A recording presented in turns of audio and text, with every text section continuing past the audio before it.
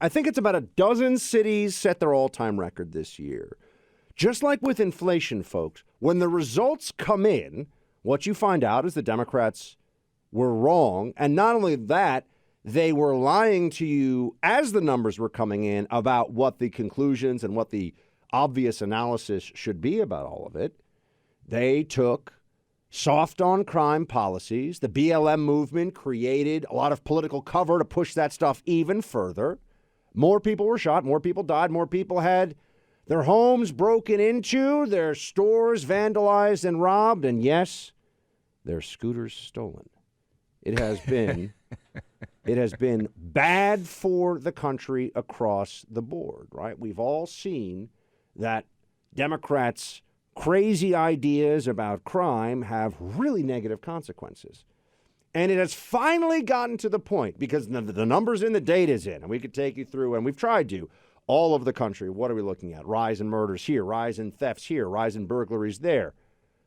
But what are the Democrats going to do about it? Because it turns out even soy latte drinking libs in San Francisco get upset when someone steals their bicycle out of their front yard, right? It turns out even when someone who votes Democrat, who lives in Chicago or lives in Baltimore or New York or you name it, has to be in fear of using public transportation. There was a horrible attack. I just saw this.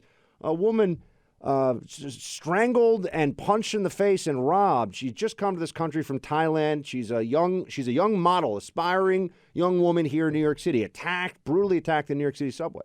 I was in the subway, I can tell you, last week in New York for the first time in a little while because, I try to walk around. And yes, I had other means of transportation as well that we don't have to talk about. But I tried to go around the subway was deserted, depressing, and the cars were going to take 30 minutes to get there. It's dangerous. Okay. Democrats are realizing that this is no longer tenable for them. Even London Breed, the mayor of San Francisco, is saying, guess what, folks? Time to get tough on crime. And it's time that the reign of criminals who are destroying our city, it is time for it to come to an end. And it comes to an end when we take the steps to be more aggressive with law enforcement, more aggressive with the changes in our policies, and less tolerant of all the bull that has destroyed our city. We are going to turn this around. Can I just say that when we tell them, the libs, that their cities are being destroyed by these ideas, they say, that's exaggeration, you're lying, that's right-wing talk. It's almost like London Breed has been listening to the Travis and Buck Sexton show. That's exactly what I was going to say. I don't know how popular we are in San Francisco. I bet we're more popular than we used to be in San Francisco because there's a lot of people out there, as you said, Buck. Democrats, Republicans, yes. There's also team reality and team insanity. And we are on the side of team reality. And increasingly, I think the Democrats are looking at their poll numbers. This is what's going on, right? Because when you've got a black woman mayor of of San Francisco, saying that we need more aggressive policing, that was called racist when anybody said it for the last year. When you even had the idea, Buck, they took cops off of TV. The television show Cops, which had been on for 2 decades, because they said that cops were all awful in the wake of Derek Chauvin. They wanted to potentially, some people did, for those of you out there who watch Paw Patrol, they wanted the cop puppy.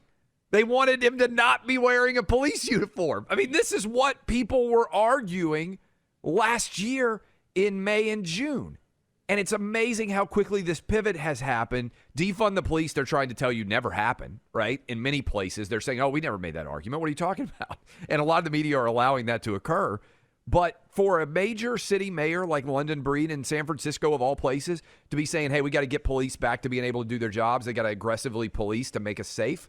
It's a seismic land shift here. I mean, you could see this even with some of the blue check beta males of the corporate media out there making arguments about how, and specifically in the case of San Francisco, I think it might have been a piece in the San Francisco Chronicle. I can't remember now. It was a couple of months ago.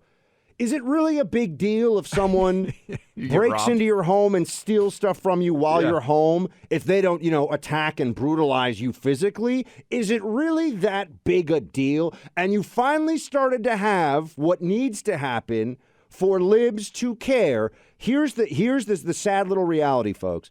Murders go up while the left pretends to care so much about social justice, and particularly social justice as it affects minority communities.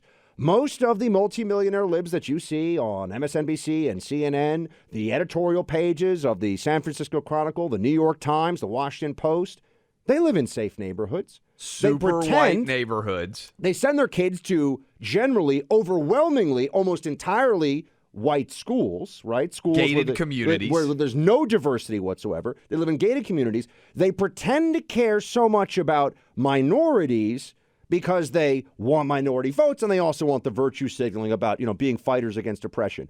Murder rate goes up in the south side of south side of Chicago. Murder rate goes up in tough parts of Oakland, tough parts of Baltimore, disproportionately affecting minority males. And specifically, young African-American males are being killed at a higher rate because of their stupid lib ideas they're pushing in these newspapers and on these channels. Why do they care now, Clay? Oh, because, Sephora and Anthropology and Starbucks and CVS in the fancy neighborhoods are being robbed. Union and that's Square the problem. Nordstrom in San Francisco is getting looted, and all of a sudden there are all these people out there saying, hey, we need to do something about these mass robberies, because you're right, the proverbial chickens have come home to roost when it is primarily an inner city crime issue, when Black Lives Matter has primarily led all of the protests to more Black lives dying. Left-wingers don't pay attention. But as soon as their city's quality of life starts getting impacted, all of a sudden they start to raise issues, and they want for there to be some sort of response. It is amazing, too. It's the Democrats pushing for what is often the exact wrong idea, right? Crime is bad. You want less violence in our streets. Undermining cops and defunding them, but also making it clear they're not politically supported. That is something you do if you want more murders, in fact. And that is what BLM did. Making it easier to stay in the country and get into the country illegally. That is what you do if you want more illegal immigration. Same thing with inflation. More spending. I mean, you look at this. The things they do cause the problems quite directly. And we've been warning them. We've been saying, hey, guys, it's pretty crazy. Don't do this. And now they turn around and they go, oh, yeah, what a shock. It turns out if you let the criminals run wild everywhere and do bad things, you get a lot of crime. Oh, okay. Well, and what's amazing also on this is a lot of people aren't going to be held accountable for this. If you argued in favor of defund the police, you should never be elected to another office for the rest of your life. What's going to happen? Those people are going to get reelected, and they're going to pretend they never argued to defund the police.